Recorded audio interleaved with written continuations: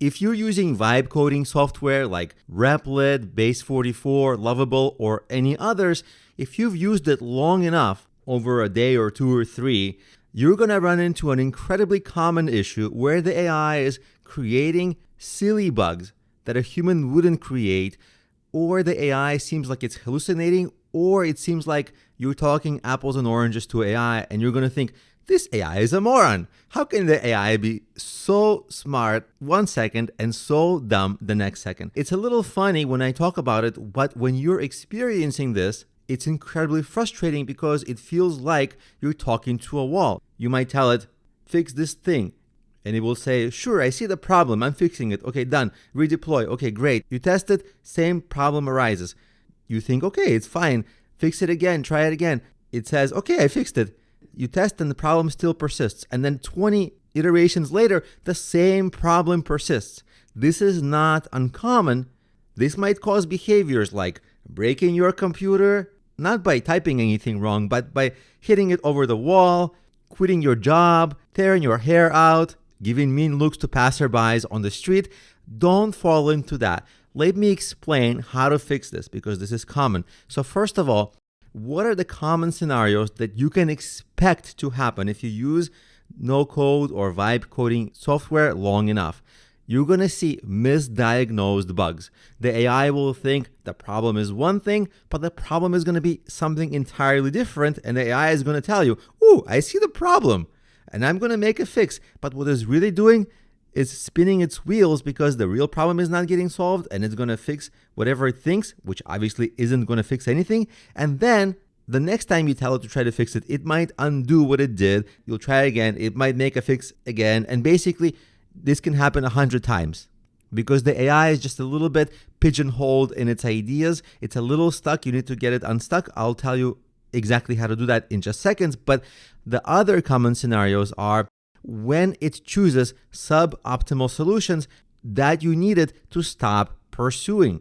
Like maybe it's trying to authenticate in one way, but you need to authenticate it another way. Or after authentication, it sends unpaid users to pages that are supposed to be paywalled and vice versa. Or maybe it uses APIs that you don't think that are the ones to use. Maybe you want to use other third-party APIs, but it's insisting and keeps on rewriting code to use the APIs that it wants, that kind of thing. And another sort of thing is sometimes it won't just use wrong tools or APIs, but it will give you very cryptic explanations about what it's doing, which you cannot really understand. Even if you're a programmer, no single programmer knows every single technology.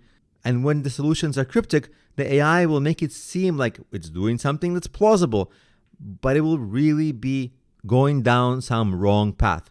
And the reason I'm making this video is because it was inspired by my own experience of running into a bug that I spent 2 days trying to resolve with Replit, and Replit was just giving me wrong suggestions and coding wrong fixes to the point where I had to take a step back myself and think, am I communicating with Replit the way that Replit wants to be communicated with?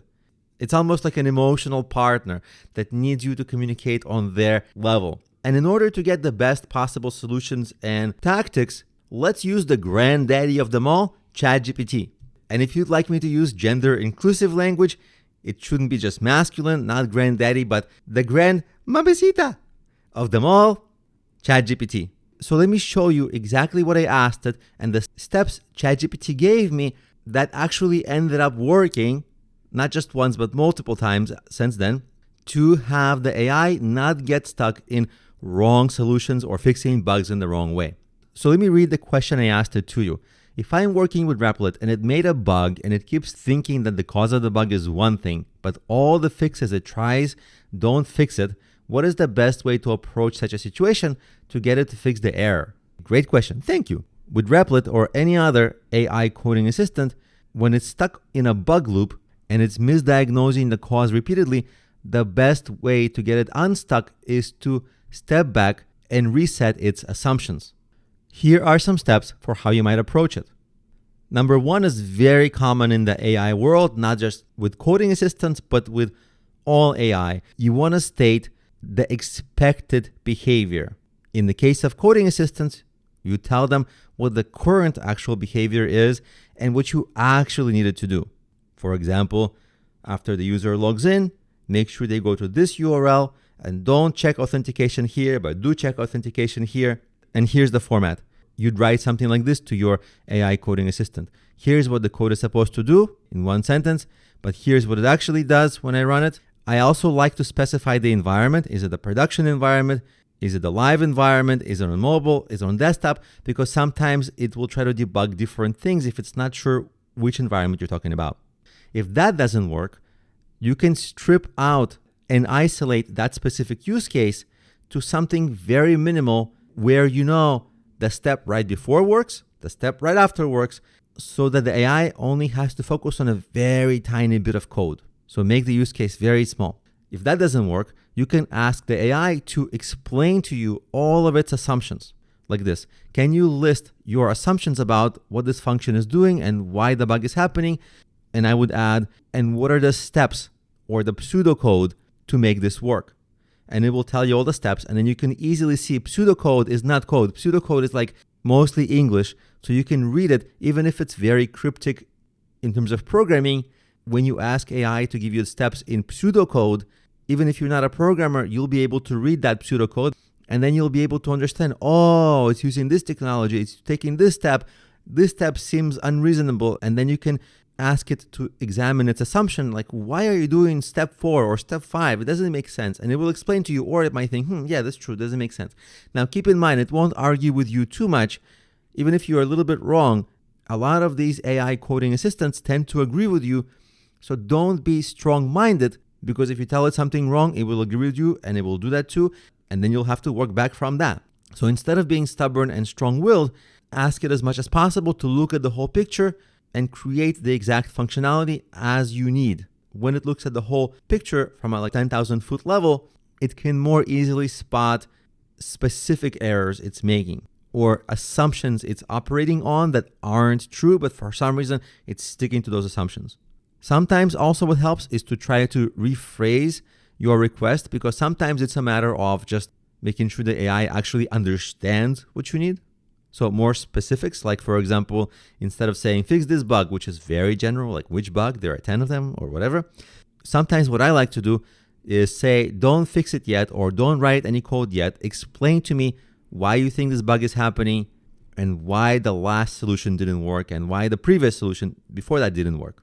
Also, if you're technically inclined, you can check the logs yourself, or at least read the console. For example, you see when you press the little plus here, it will give you all these options that you can see, and the console is one of them. So I actually have the console chosen, and it's doing something like this. Now, if you're not a programmer, if somebody told you read this, you would think, I just died and went to hell.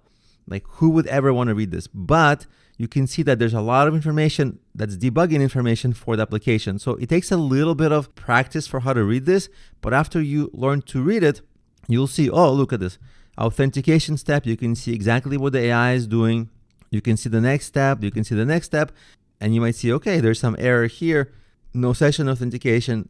Why is that? You might debug that, etc., etc. Now, I realize reading logs is not for everybody. Nobody wants to read the console. Even if you're a programmer, it's kind of an annoying thing to do. The second best thing is at least read carefully everything is writing to you in the agent field, because sometimes it will give you a lot of explanations.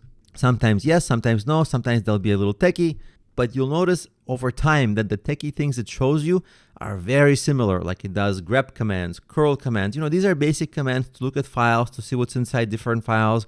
You'll start realizing and noticing different files that it keeps on referencing, and you'll start to see what the architecture of your website is, even if you're not very technical. And suddenly, or gradually, you'll be able to understand its software architecture decisions and what it's trying to do, which will give you a much greater sense of if it's on the right path or not. Now, sometimes ChatGPT recommends also to start a fresh tab or a session. That really helps, because if there is a persistent misdiagnosis and the AI is just stuck and creating bugs on top of bugs, it might help it to, instead of getting into this tunnel, into this wrong path and staying locked there, a clean session equals a clean, fresh perspective in the AI. And so you see, in summary, ChatGPT explains saying something unspecific like fix this bug can actually force the AI to make an error because it might jump to some solution, but you see it might guess which bug. But things like walk me through what's happening, that's good, it's going to explain things to you. What's another reason this can happen? That's really great. Like a prompt I like is give me the 10 top reasons this might be happening. Which one do you think it could be? If it's not the main reason, what's the second main reason? That will help the AI to get unstuck. Similarly, this one is very good. Ignore previous assumptions and reconsider everything freshly. This will reset the context, which is very often what you need to get the AI to create a nice solution for you. And then I asked one more question. For example, like I told ChatGPT exactly what was happening. For example, just to make it short for you, the AI was just fixing the wrong thing for a long time. And then you see it's very helpful what ChatGPT says, because it's a very perfect real world use case. It's something that happens commonly with people. And it's a common debugging pitfall where the AI gets locked into the wrong hypothesis early and just keeps offering wrong fixes. So what might have happened was maybe missing data, maybe the hypothesis that AI was using was wrong. So instead of asking to fix, because a lot of our tendency is to say, fix this issue, because we kind of treat these programming assistants as magic. Just fix it. But instead of fixing it, ask it to trace it every step. Ask it, why is certain data showing? Why is certain variable set or not set? And walk me through the entire flow step by step. And that also has been really, really helpful to get the AI to be unstuck, because it's incredibly frustrating to deal with a stuck AI because there's no human to ask questions. And to sum up some of the suggestions from ChatGPT, here's a key principle. Switch it from diagnosis by bias, kind of like guessing, to system trace. So you're not supposed to say, that didn't work, try again, but instead take a more detailed view with it and tell it to step through the system end to end and find the failure points. And then you might ask it to do a root cause analysis where it goes back and thinks, okay, what caused this error? Fine, but what might have caused the error before the error? Like, what was the root cause? Not some band-aid fixes, but the root cause. And a root cause analysis is a known term in problem solving. So if you tell it to do something like root cause analysis on this issue, it actually will know what to do and it will do it.